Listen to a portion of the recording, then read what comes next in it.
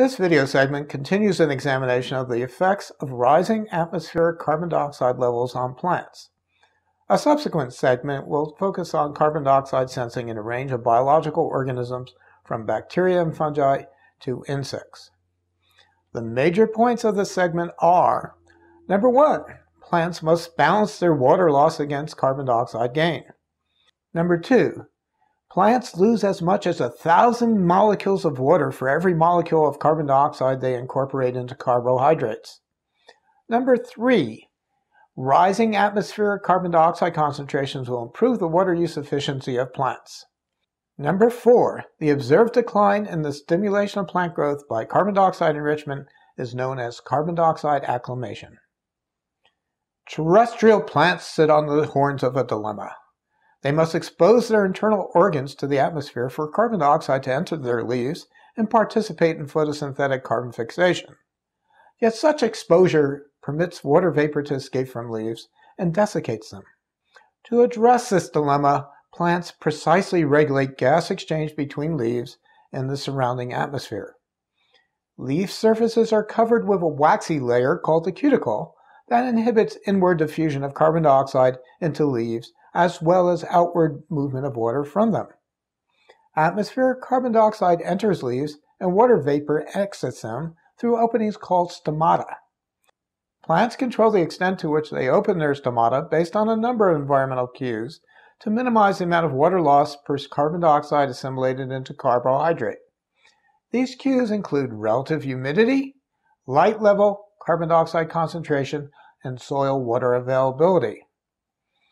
Unfortunately for plants, the concentration gradient driving water vapor out of a leaf is usually much larger than the gradient driving carbon dioxide into the leaf. Air spaces within a leaf are saturated with water vapor because cells that line the air spaces must be permeable to water for gases to enter or exit them. At 25 degrees Celsius, the partial pressure of water vapor within a leaf is 3.12%.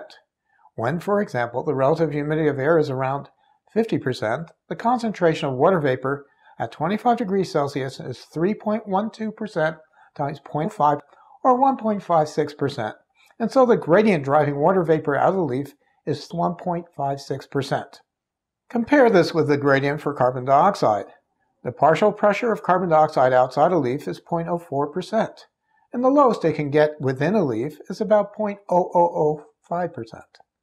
The concentration gradient, therefore, is 0.0395%, and at 25 degrees Celsius and 50% relative humidity, the concentration gradient driving water vapor out of a leaf is 42 times that driving carbon dioxide into it.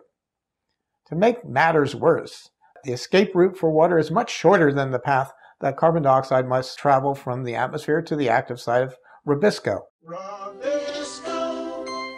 Water vapor need merely exit through a stoma, where carbon dioxide must enter through the stoma, pass through the membrane of a mesophyll cell, and pass through the double membrane of a chloroplast. As you can imagine, passing gas through a membrane is relatively slow. All told, C3 plants lose from 500 to 1,000 molecules of water for every molecule of carbon dioxide they assimilate. In contrast, C4 plants are more efficient. They lose only 200 to 300 molecules of water per molecule of carbon dioxide assimilated, because they operate at a lower internal carbon dioxide concentration and have smaller stomatal apertures than C3 plants.